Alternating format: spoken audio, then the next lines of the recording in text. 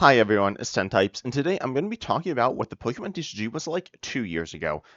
Recently, the expansion Stellar Crown just came out, but that's just a brand new expansion that we don't have too much info on. However, we have a lot of info on the expansion that came out 2 years ago, September 9th, I believe, Lost Origin. Lost Origin is an expansion that well, not introduced, but reintroduced the Lost Zone. And pretty much all the Lost Zone cards in Standard came out in this set. I think there were a few in Crown Zenith. I don't remember if there were any in Stellar or in Silver Tempest, but pretty much they're all in this set. And so that's where we're going to start off with the arguably top deck. If we combine decks, the top deck is Arceus, which we'll talk about, but you have Giratina as well as Lawson, which are both Lawson decks, and they looked a bit like this. I'll just be looking at the top list here, assuming it looks pretty normal.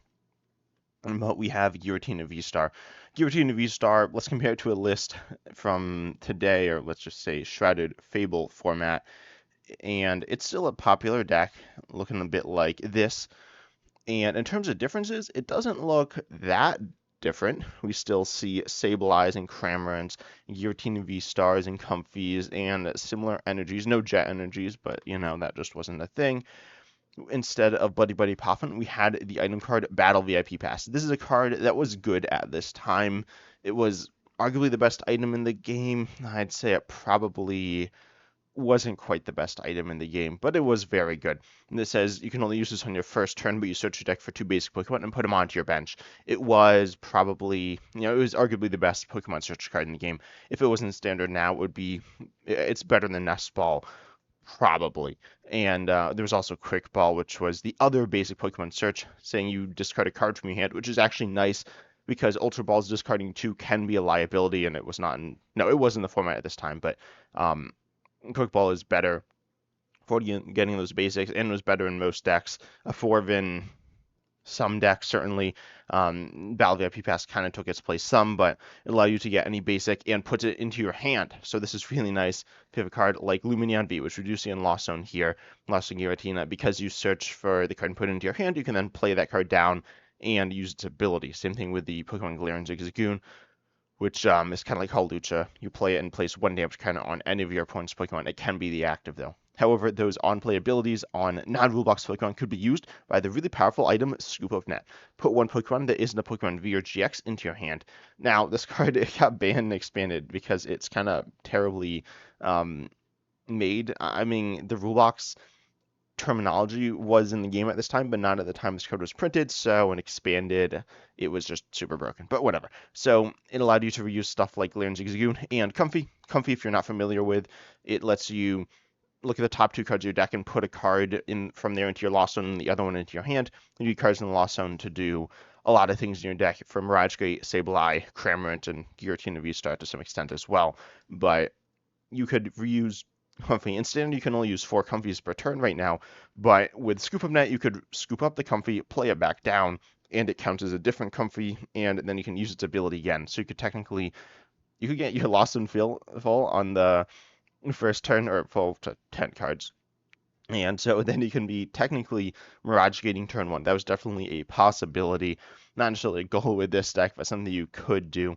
But that's nothing too crazy. We also do have Drapion V. This card's still in Standard and actually does see a little bit of play, though not that much, but it's here to counter the deck at Mew V Max, and it's a pretty good counter, but not perfect. Also, there was the special energy, capturing energy, or capture energy, which says that it's a colorless energy, but you search your deck for a Pokemon and put it onto your bench on plate. So it's like Nest Ball, but in energy, which is kind of weird, but also taking the place of a Pokemon search card. It's not an item, but it is a special energy here.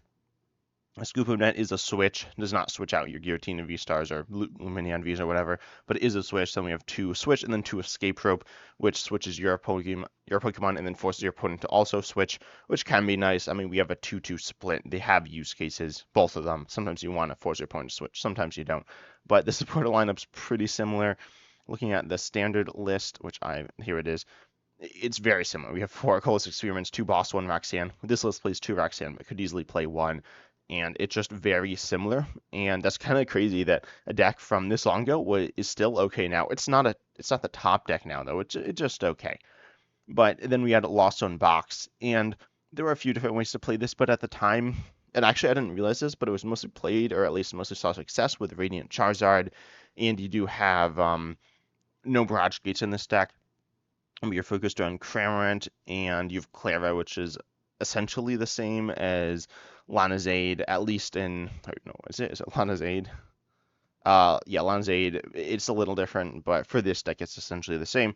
And you have Sableye, and you have Cramorant, and you have Radiant Charizard, and that's just the big point of the deck, and it's kind of fast with Pokestop. We also have the item card Echoing Horn, allowing you to put a basic Pokemon from your opponent's discard pile onto their bench. It was played in a lot of decks, including control decks, but once it rotated, there is a Pokemon in Standard with an attack that does this, but being on an item is really nice. Allows you to recover a Pokemon like Lumineon V. Oh, that's not here. Well, it's actually Drapion via 2 Prizer. Then you can Radiant Charizard, just instantly knock it out. So you get 2 prizes when your opponent doesn't actually have any 2 prizes on board. We also do see Lost Vacuum in this list to be fast, in addition to the Scoop of Nets, we can go very, very fast with the deck. There's the supporter card Marnie. This one's also really important. This one says each player shuffles their hand and puts it on the bottom of their deck. If either player put any cards on the bottom in this way, you draw 5, your opponent draws 4. This is, I believe, the first card that said shuffle your hand, put it on the bottom. It's something that we see some. We see it on Iono, but there's still cards that just say shuffle, draw. But Marnie here, it was a really solid supporter. It's kind of like Iono. It has less early game draw power, less late game disruptive power, but does have better early game disruptive power, late game draw power, and is a more consistent supporter throughout the course of the game that is generally always good. I think it's a little worse than Iono. It's pretty close though. It's a very, very powerful supporter. But then we have a few other decks that were good at the time, then fell off, then came back. We have Kieran Palkia, Palkia Inteleon, and Hisuian Zorg V-Star. And so Kieran VMAX, and this is obviously, it was a new set, so cards in the new set, people were wanting to play.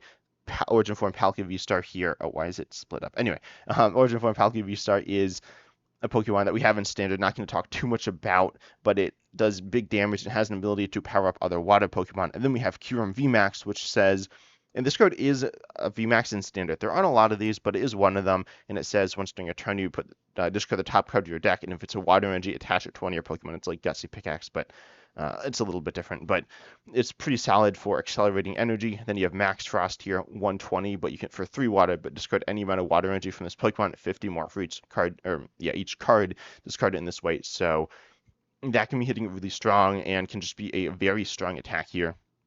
But how do you get energies on the top of your deck? Well, there's a few ways. There's Rotom Phone, which lets you like rearrange the top of your deck essentially. But then we have Oranguru. This is a really fun card in my opinion, a card that I enjoyed in a bunch of different use cases. It's kind of like, it's actually pretty similar to the Stadium card Night Academy, or no, Academy at Night.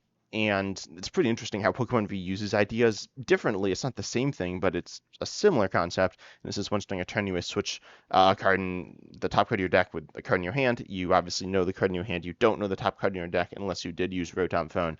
This allows you to put a water energy on top of your deck and also kind of draws a card, which is pretty cool and has a lot of different use cases. Also, if you wanted to play a supporter like Professor's Research or something that's discarding your whole hand, there aren't any in this deck, but if you did want to play that, then you could put a Pokemon or put any card that you want to save and then discard your hand. Hopefully you didn't draw into a card that you just wanted to keep as well, but you could save a card and say like save a special energy index like Mad Party. Mad Party was not great at this time, but if you were playing Mad Party, you could save the special energy, which was nice, and maybe get another energy to, or get another Pokemon to discard.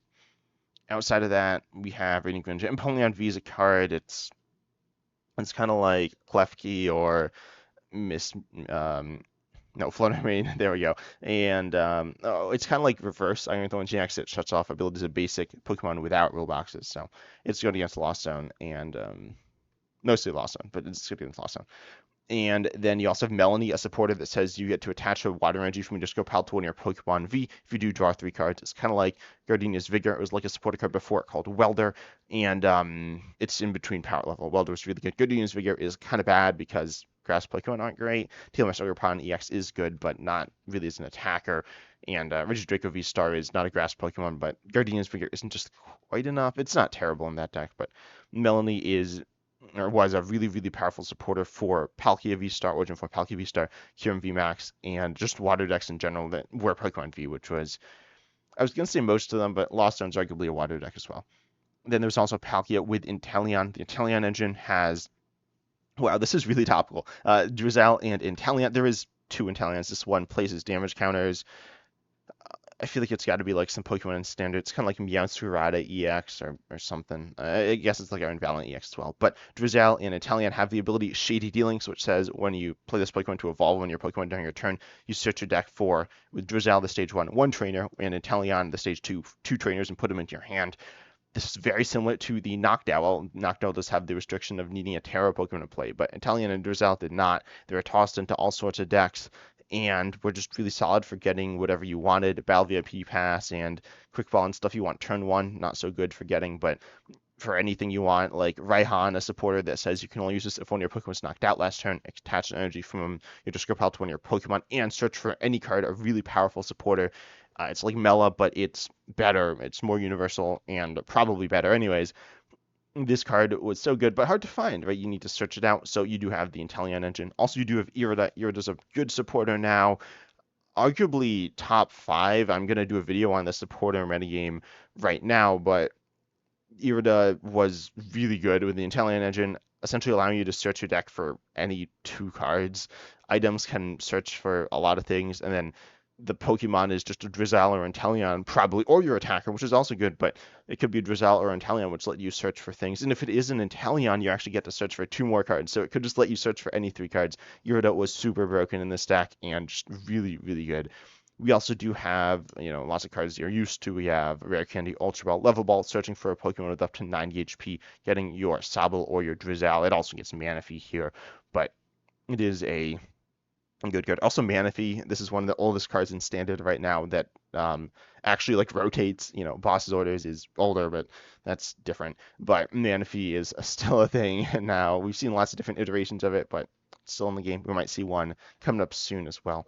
But then you have, Evolution Incense as well. This is a really good card. Searching for any evolution, putting it into your hand. This is a card that I actually kind of wish was in Standard, because right now the only evolution search that's consistent is Ultra Ball, which requires you to discard 2 cards from your hand, which often is not what you want, and it means it's hard to get like any evolutions consistently. It's not something we desperately need, but it is a card I'd like to see.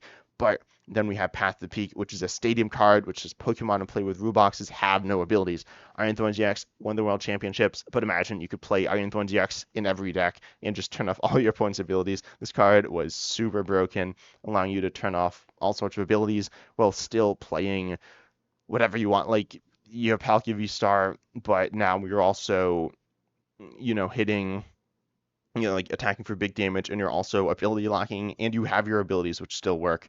And this is just like super broken. Path to the Peak was, it was really, really good. Potentially the best stadium ever. Not entirely sure about that. I think I made a video talking about stadiums, and it's really, really good. And also really annoying. I definitely found it annoying too, because like, you're playing. I liked very like turbo-y.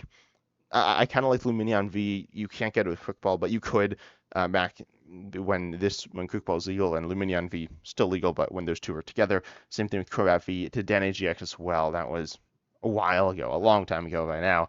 But if you had turbo cards, Genesect V, not a card I played a lot with. We'll talk about that, but Path to Peak shut that down as well. So it made games sometimes grind to a halt, but it was a very powerful stadium that didn't counter the metagame. Then we have Hisuian Zoroark V-Star. This deck, honestly, I don't remember being that good at the time compared to like these other decks, but it was a solid deck and a solid new deck. So Hisuian Zoroark V-Star does damage based on the amount of damage counters or damaged Pokemon you have at play. Pokemon with damage counters on them. It doesn't matter how many damage counters they have, but you just want damage on them. And then you have double Turbo Energy Gengars. You can only have 5 bench Pokemon, 6 Pokemon, but you have Gapeshot Bog to damage your Pokemon. Nothing too crazy here that's like too different from Standard. I mean, there are some differences, but nothing like super meaningful here. But these two decks are both making a resurgence now in Standard with the new Stadium Area Zero Underdepths. Interesting seeing that they were good at one time. And then let's take a look at 1 year ago, which was with Obsidian Flames. Yeah, that would be Obsidian Flames. And they're not here. They're just not. No one's playing these cards. Maybe someone's checking in a Palkia in Chimpanzee's Excalibur. Not this person though. So they're not really anywhere to be seen. Zoroark, the other Zoroark is better. We got decks like Charizard Gallade above them. Like I'm pretty sure, unless I'm missing them.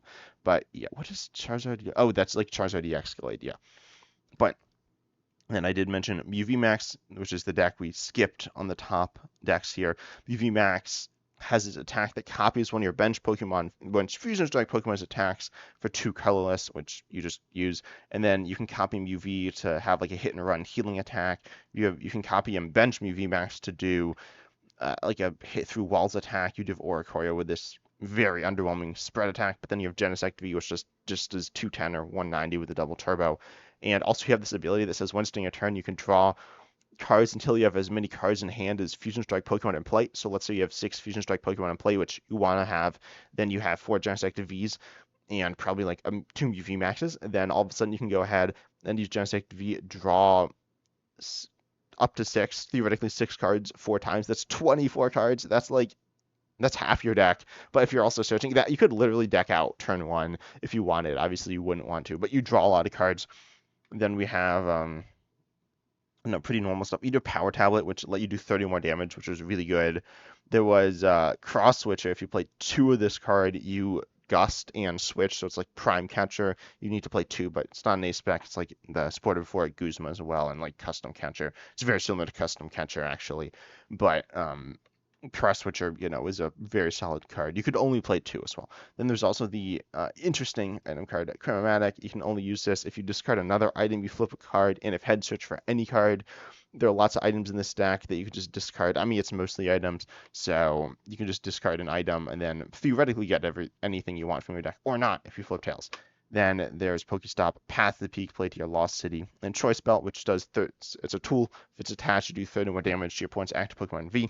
Also, Choice Belt was printed in Paldea Evolved, even though all the Vs are going to rotate and it's not going to do anything. But whatever, that is a thing that Pokemon decided to do.